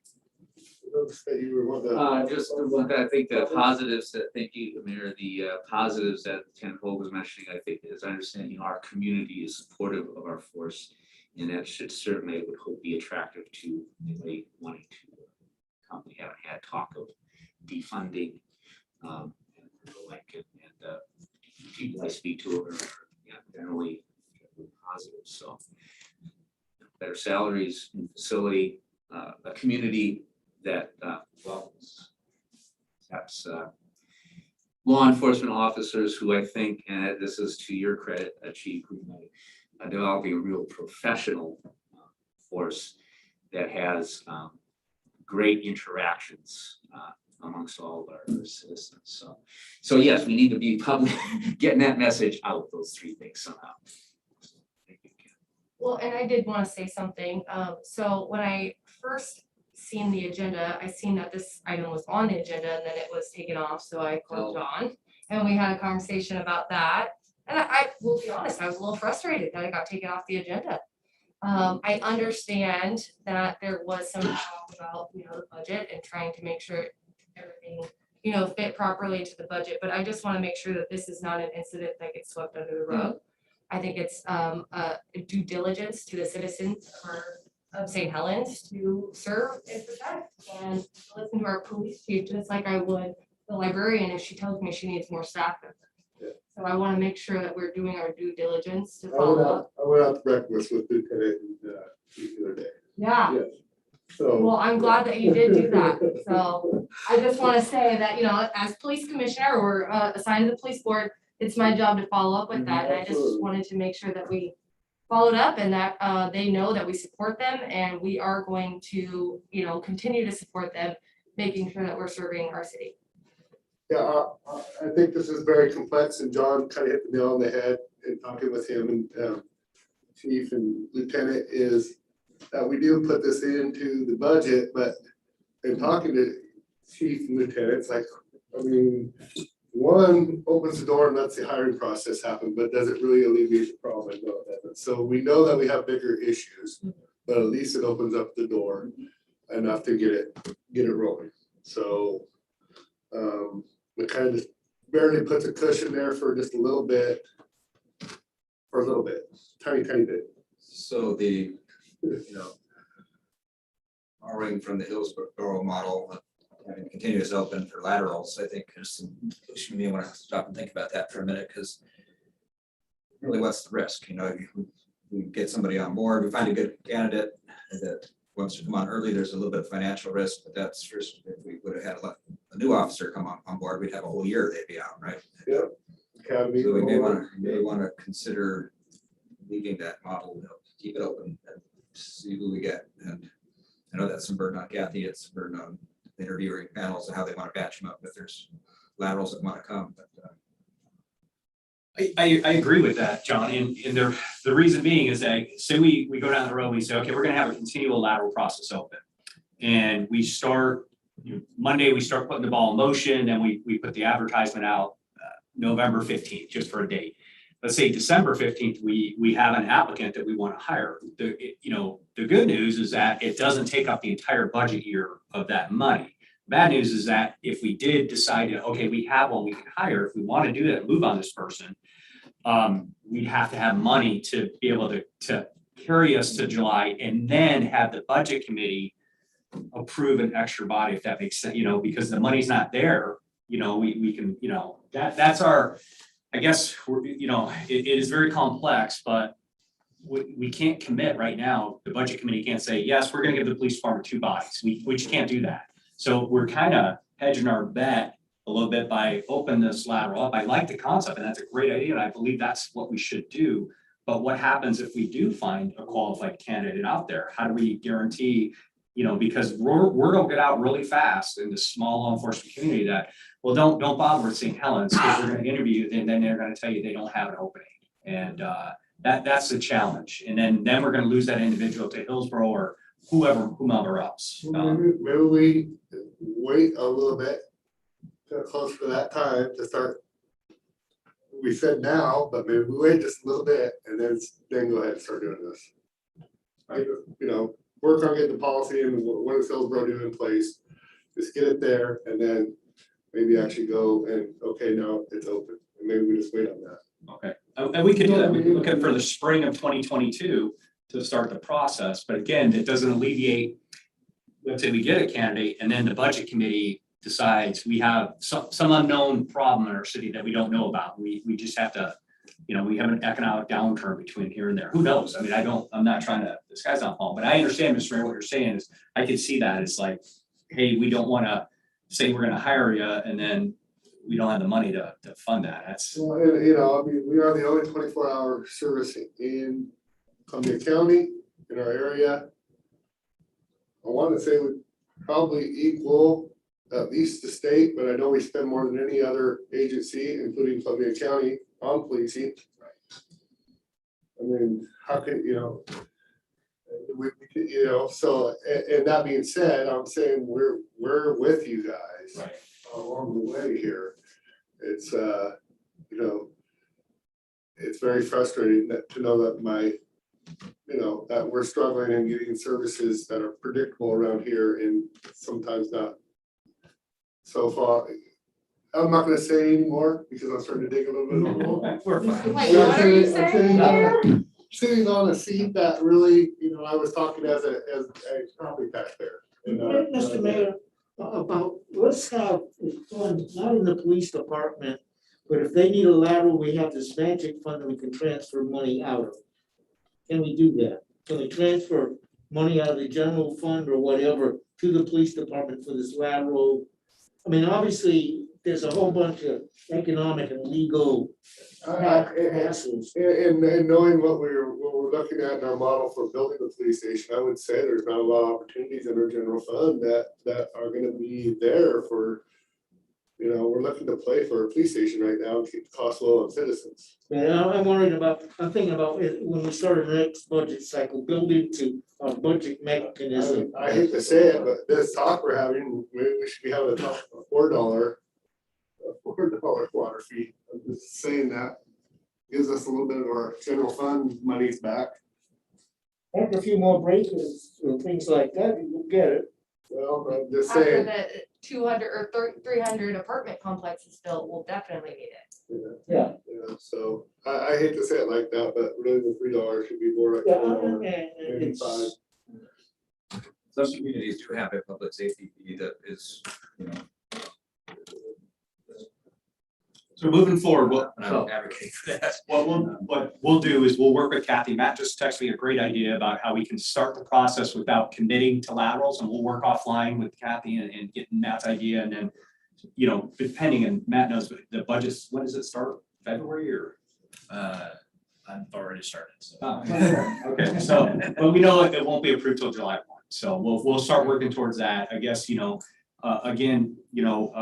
I know it's a big ask, especially after the adjustment in wages, the new public safety facility, but it's the perfect storm for our community, and I don't want to rehash this, is that our police are tasked, so this is why we Well, you continue guys to. could really just not even say nothing, knowing that this is coming, but you are that professional and. It's the right thing to do. Yeah, The succession plan, so we don't leave our community. Yeah, exactly. Right, so we won't be back begging anymore or anything else. Well, I don't wanna Well, say no, that. we wanna know, Right.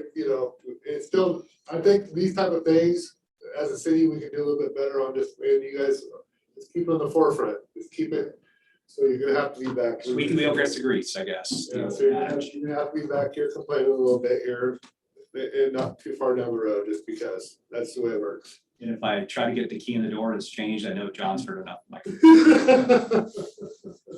That's a good opportunity to think about, the role of government and, safety, how it's kind of one of the fundamental roles and our allocation of priorities, what's important. Your level of call volume, the complexity of crimes, the things you've been telling us that, really have put a lot of pressure on that public safety. And, if we need to shift those priorities around to make things happen, we're ready to do that. There's contingencies and we can do through the budget process or even outside, a little bit outside of it with contingency. But I do agree that the budget process is the right way to go. We can't go in with the budget committee, but when there's things that are bigger than that, you can find a need, declare a need and fill it. 8 officers come July 2022. Okay, I'm not answering my phone.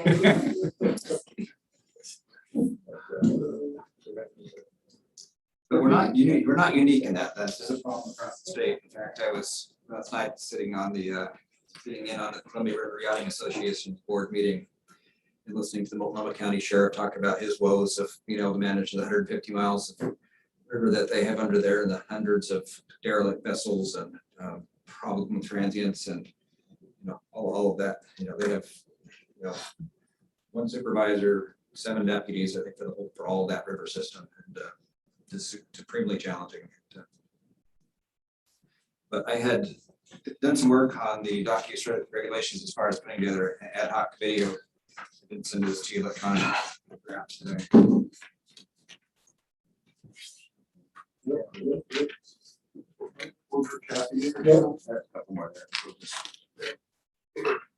Give the phone to her. Not one down. For that. I can get my more. Here. So I looked at trying to have a representative committee, council members, the mayor, council president Morton, and Topaz kind of in a rotation of meetings to talk about dock use regulations. Myself, the city prosecutor was mentioned, somebody from the police department, perhaps Corporal King might be appropriate. I'll look that up to the chief. Yes. Somebody from the sheriff's office or a deputy anyway, somebody that we have local here that's in the Marine Patrol, because that is really one of our assets, is nurturing that relationship to get them to do what we feel like they should be doing out there. And St. Helens Marina is really tied into the docks and the shuttle, and whether that's Brad or Tony's willing to do it, certainly reach out to her and ask that. Somebody from the Yachting Association, they represent, there's 2,300 members and about 20 yacht clubs, I think, organized boating clubs. And they have a high level of interest in coming to our docks and having enjoyable, safe experience. And that unfortunately hasn't been really the case here in St. Helens. It's been down there right now. There's this folks that have been there for overstaying, and we know that they're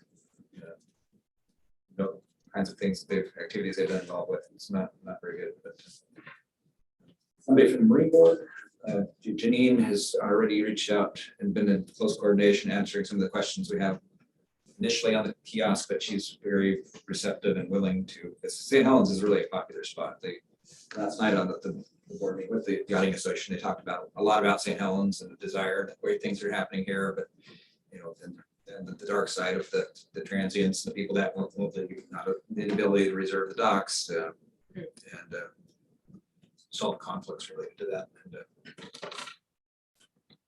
And And then last is some 3 citizens at large, and the 3 that came to my mind are the ones that we heard from. Actually, I didn't get 3, I just got 2. You got 2. I got 2. I figured somebody else. So there's Tony, who would get you would be, I know that, Should put Tony on. Russ and Minnie down there would like to at least submit something in writing. I just talked with him, but, I believe The marina. express some interest. So We're just stacked with meetings right now, so I'm trying to get. Rachel is working on a doodle poll that's gonna come out to talk about available times for people to work, to be able to meet, be able to do. Talk about this, probably once a month for a while. Maybe for several months until the kiosk is installed and we have. if the Reliance still here on November 1st, maybe just have a meeting of the Reliance. November 2nd was the date we were targeting, the first night. You know, take a little boat ride and actually hash it out a little bit. You know, the kinds of things we're talking about with the kiosk is just, do we charge? And if we do, how do we do it based off vessel length? Or just the length of stay could be revised. The state use restriction on the docks is 14 days in any 30 days. So you can basically stay 2 weeks out every month. That's them. You know, we can make it more or less restrictive if you want. And, Well, I think length is what we were gonna go to. We only got so much dock lineal feet. and whether that includes electricity or not, those all the things we'll talk about. Around that side doesn't count. You know, and all of this kiosk and charging and having cameras to have the presence of authority is great. The, you know, there's the backside of that is how are we actually gonna enforce this, right? There's the enforcement arm of it too, is who's gonna be on the docks, writing these tickets, who's gonna be calling the tow companies. That piece of it. And pretty well roadmapped the process for all of that. But it's, you know, getting the officers trained, and being able to get out there and do their work, or if it's code enforcement or whoever it might be. Maybe citizens arrest. Citizens, yeah, I mean, Understood. prosecutors talked about some of that as not so much arrest, but just testimony in court. So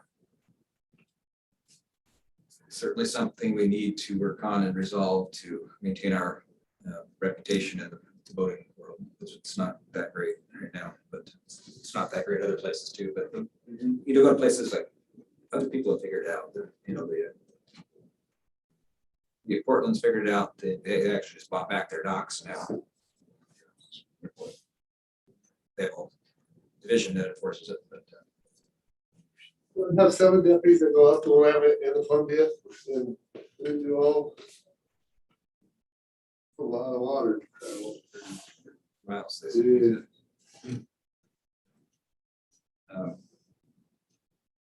Any more questions with that? How we're, next step would be a meeting.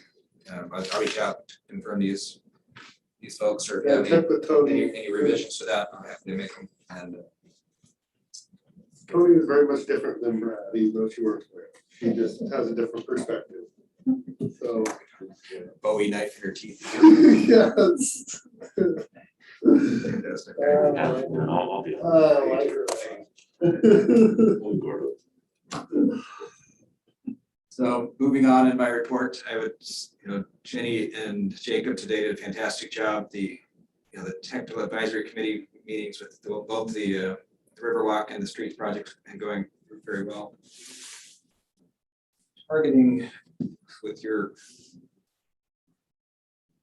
approval, the plans get to close to 90% to go back out to the development community to issue an RFP. We'll have it queued up probably around the 60% stage, but probably go out when it gets to be at about 90. So that we're pretty cemented in what the road alignment's gonna look like, and Not so much Riverwalk, but the Riverwalk will be there. It'd be 30% for phase 2 anyway, no matter what. So we're really talking about the streets project. Back out, so what kind of proposals? It's a valuable effort. We may attract a master developer, or master developer may end up working with a series of other developers to do a well-coordinated project that we can all, that rather than piecemeal it, they can come in and work together and present something that's acceptable. What percentage you said of road project is that? We're just at 30% right now. It moves fairly quickly. 60. No, 90, so by February, March, we should be right in that window. But we'll have. So it's been a little bit of a struggle because some of it has to be 100% to 30. Yeah, the more utilities, the water line, the sewer line, the storm sizing. Your areas, the storm facilities are gonna go. View corridors have a little bit of wiggle room, but not too, some of them are located over utilities, so that kind of makes more sense for to not relocate the utilities. Yeah.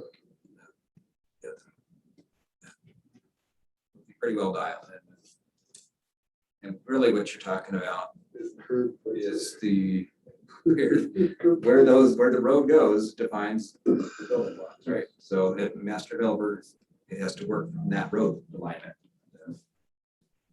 I think that's a great place to start. Get their building blocks they need, move lines around, adjust the view corridors a little bit, but they still have all those elements. We're working with Northwest Natural on renewal of their franchise. It's coming up fairly soon, so I've been pushing out to them a few times, and they've got a draft that's gonna. You'll see something from Northwest Natural fairly soon. Over and behind the Masonic building, the PUD is going to be meeting their EV state mid-December. So what that is? Like an electric vehicle charging station in there. That will also be the backbone for undergrounding, because it'll bring 3-phase power in there. You'll see a couple of poles being moved around. That will allow the overhead power you see along First Street to be relocated and serviced from the back. And so bringing that 3-phase that much closer. And that will, undergrounding the power doesn't seem like a really big thing, but until you're trying to be real diligent here about connecting the old with the new, and having the new is all going to be underground, and having the circus tent wires above ground in the old down section of it here is going to be an opportunity to put those underground, to put the lighting that matches, but to get the landscape that matches the curb bulb outs, so that there'll still be old buildings, new buildings, but hopefully the street and the landscape will kind of just bring it all together. I think it would be real nice. I gave a report on Halloween. It seems to be pushing new boundaries every year. There's just so many people all day long, especially towards the weekends and evenings. It's just amazing. So we talked about last meeting about having a meeting orientation on how urban renewal works, what it funds, the types of projects that we have on the shelves, and then we're targeting 6 o'clock on the 17th. So an hour before the meeting on the November 17th, to go through and talk about, give you an orientation about what urban renewal is, what the boundaries are, what it's used for, and then we'll go through the projects, and then we'll look at the riverfront connector, the gateway corridor plan, basically a big loop around the city that comes to the riverfront. There's all these projects that we've moved up over the past 9 years. Get through it in an hour. Yeah, we're not feel. And we, not every plan's perfect, but things can be adjusted, but we'll show you what we have on the books anyway. Special that, I can't remember. November 17th is what I was targeting. I would almost really like this to. Everybody else's schedules in early November, but I'd rather. Councilor Berkeley, are you doing full time? I am back to full-time work at the What time do Columbia you City get off? Elementary, so 8 to 4. 8 to 4? I mean, I can, God, it's just a lot of information. I know. If we want to get into even this skim a little bit, even just of the urban renewal. Yes. An hour doesn't give all the years of work credit, but there's just also a saturation point. You're gonna have another council meeting, you're gonna have. Do you take Wednesdays off? Maybe we could do So, a Wednesday. well, so no, I mean, I am working it out that I can't get off at 1 o'clock, so I mean, from 1 o'clock on, I would be free, so if you're talking about starting before 6 o'clock, I mean, it would be available on that day, but other weekdays after 4 o'clock. What if we plan on getting out of here no later than 4 in a work session, and then coming back at 5 and actually maybe have some food here for us at 5? We'll just go ahead and do that, same day, at 5 o'clock. And that way we can listen while we eat. I hear, yeah. You know, there's a lot, I'm not kidding you. I mean, I know just our talking points on probably the riverfront corridor. I agree with Compass on the bluff down here, how about that will come up. You know, I agree with you on that, but there's stuff like that. I have some doubts about doing it on the same day as the council meeting, but I understand for people wanting to schedule things so that, Yeah, I'd rather have it a different day, but. what about a Wednesday that's non-council? I can do Because- after 4. Right, go after 4. But Rick's right, it is a lot, and with discussion is a lot more on law. Well, this is what I took as an orientation to these things, not. It's still a lot, Yeah, even with orientation. How about on the 10th, I'm gonna have to be out of town. that Oh, day. yeah.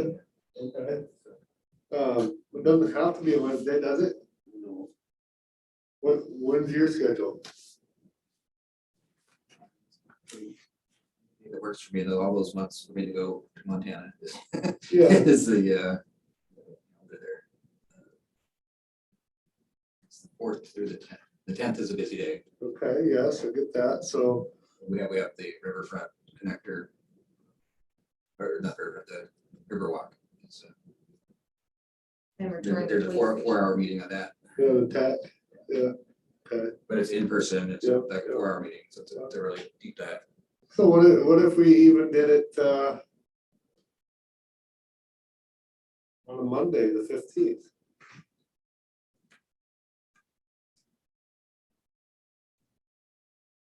Mondays are not good for me after a court all day.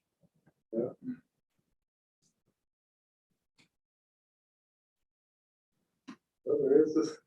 we come back to the 17th at 5 and we eat. We may have to leave it. We eat, we listen. And with the understanding that we'll be adjourning at 4, so we have an hour break, so stretch our legs for the work session.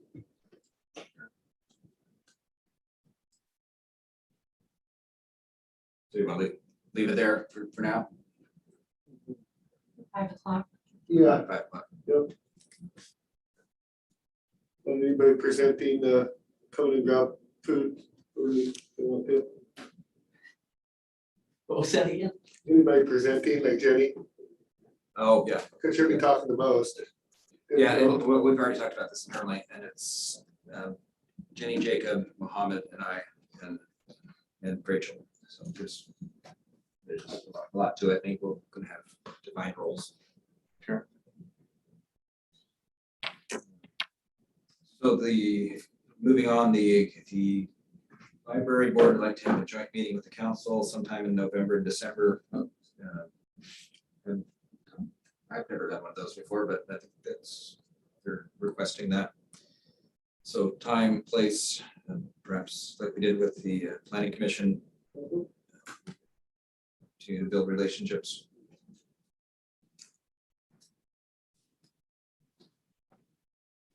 We actually did do those. We had an annual meeting that we'd have appreciation. Yes, and we haven't had them in 2 years now because of COVID. So not quite as intimate as it is with a one-on-one commission. Well, All appreciation is a communities. little different than like strategizing, Yeah. you know. Officially, social event. So first receptiveness to it, 1, and then place 2, and then. time. Yeah, I mean, it- Okay.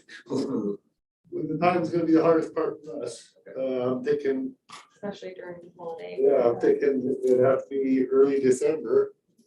The only time or well after the first of the year.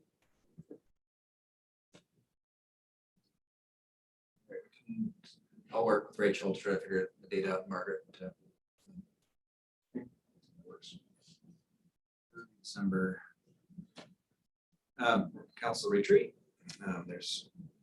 Rachel's been trying to nail down some dates for retreat. She also proposed out 11/10 and 12/8 to have a 2-part council retreat. Not sure that the may work.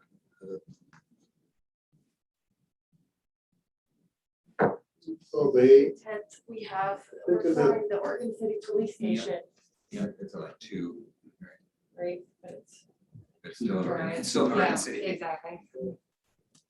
So yeah, there'll be some.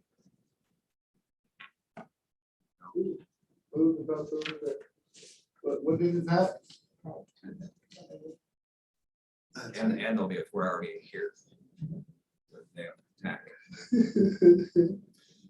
So we will revisit that date. I don't think that's a good date. We'll get back to some new dates, but we are trying to plan a retreat, facilitated kind of thing. And talked about the doc committee working on that. It's really super busy week for me because I have earlier this morning I had the League of Oregon City Board meeting. Later in the week on Friday, there's going to be the general meeting, which Councilor Chilton is going to hop into to do the voting delegate, play that role. So thank you for that. And right now I'm missing my OCC board meeting by half an hour. That's fine. This is the priority. I already let her know. You know, all the other things I had were really related to industrial park, scope of work, EDA grant for Gable Road.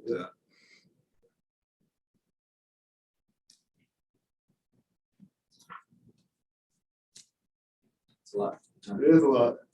I have something to ask you about, John. So, we talked on the phone a little bit yesterday about some changes that were happening to Parks and Rec.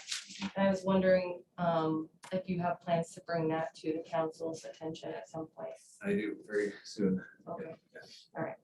Well, then I'll pump the brakes on that and I'll wait for you to come. I'm just excited to get a jump start on your vision and hopefully hear from Mohammed. Yes. It's his vision. Okay. Okay, we're gonna go ahead and adjourn our regular meeting, but we will be going into executive session shortly. We'll take a 10-minute break. But after this we'll be going to executive session ORS 1926602E real property transaction and H consulting with council potential litigation. So we are adjourned.